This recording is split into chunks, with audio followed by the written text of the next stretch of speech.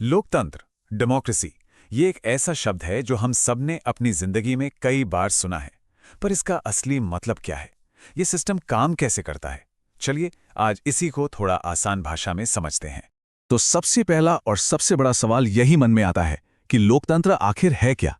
क्या इसका मतलब सिर्फ वोट डालना है या फिर इसकी जड़ें कहीं और ज्यादा गहरी हैं? आइए इस सवाल की तह तक चलते हैं। आज की हमारी बातचीत का सफर कुछ ऐसा रहेगा। पहले हम समझेंगे कि लोकतंत्र का मतलब क्या है, फिर जानेंगे कि इसकी खास बातें क्या होती हैं, इसके दो प्रकारों में क्या फर्क है और इसके फायदे नुकसान क्या हैं। फिर हम दुनिया के सबसे बड़े लोकतंत्र भारत पर नजर डालेंगे और आखिर में बात करेंगे कि इसमें एक नागरिक की क्या भूमिका होती है। तो चलिए शुरू करते हैं। सबसे पहले लोकतंत्र का बिल्कुल बेसिक मतलब समझते हैं और सबसे अच्छी बात यह है कि इसका मतलब इसके नाम में ही छिपा हुआ है। ये जो शब्द है ना लोकतंत्र, ये खुद ही अपनी कहानी बताता है। इसे तोड़कर देखें तो दो शब्द निकलते हैं।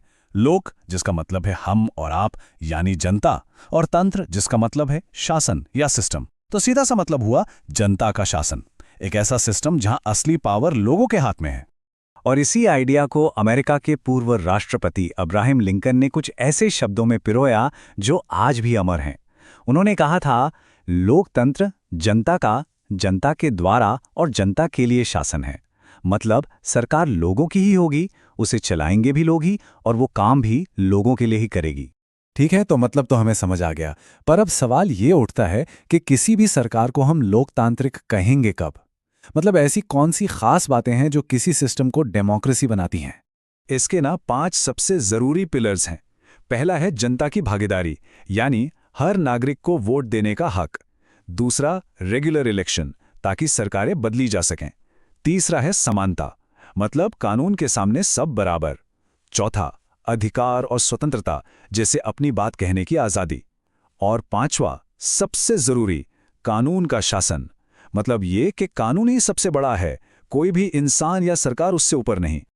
अच्छा, अब एक और मजेदार बात, ये जो जनता का शासन है ना, ये भी दो अलग अलग तरीकों से काम कर सकता है।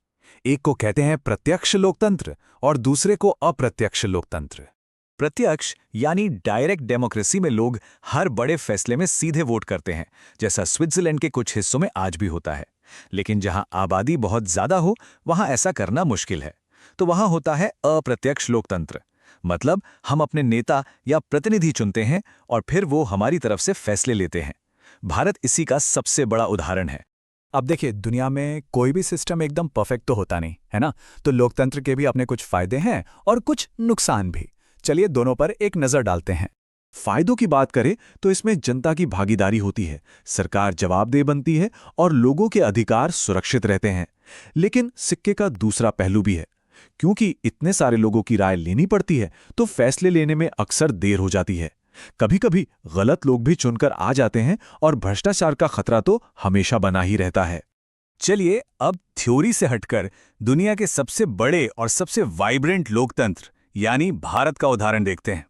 ये समझना कमाल का है कि इतने बड़े देश में डेमोक्रेसी काम कैसे करती है। ये जो नंबर है ना 18, ये भारतीय लोकतंत्र की नींव का पत्थर है। इसका मतलब है कि भारत में 18 साल की उम्र पार कर चुका हर नागरिक वोट दे सकता है।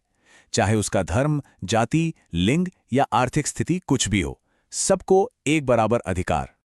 और इतने बड़े देश को चलाने के लिए पावर को 3 हिस्सों में बांटा गया है। संसद जो कानून बनाती है, कार्यपालिका यानी सरकार जो उन कानूनों को लागू करती है, और न्यायपालिका यानी कोर्ट जो ये देखती है कि सब कुछ कानून के हिसाब से हो। ये तीनों एक दूसरे पे नजर रखते हैं ताकि कोई भी अपनी पावर का गलत इस्तेमाल ना कर सके।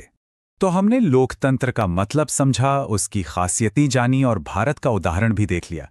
अब आते हैं इस पूरी बातचीत के सबसे जरूरी हिस्से पर, और वो है एक नागरिक की जिम्मेदारी। इसे ऐसे समझिए, ये एक टू वे स्ट्रीट है। एक तरफ लोकतंत्र का सिस्टम हमें अधिकार देता है, आज़ादी देता है, लेकिन दूसरी तरफ यही सिस्टम हम पर एक बहुत बड़ी जिम्मेदारी भी डालता है। और वो जिम्मेदारी है अपने नेताओं को, अपनी सरकार को बहुत सोच समझकर, बहुत बुद्धिमानी से चुनने की। और इसी एक सोच के साथ आज की बात खत्म करते हैं। एक मजबूत लोकतंत्र सिर्फ अच्छे कानूनों या अच्छी सरकारों से नहीं बनता। उसकी असली ताकत उसके जागरूक नागरिकों में होती है, जो सवाल पूछते हैं, जो जानकारी रखते हैं और जो अपनी जिम्मेदारी समझते हैं। सोचने वाली बात है ना? नेक्स्ट वीडियो देखने की लाइक सब्सक्राइब जरूर करें और बेल आइकन को दबाएं। धन्यवाद।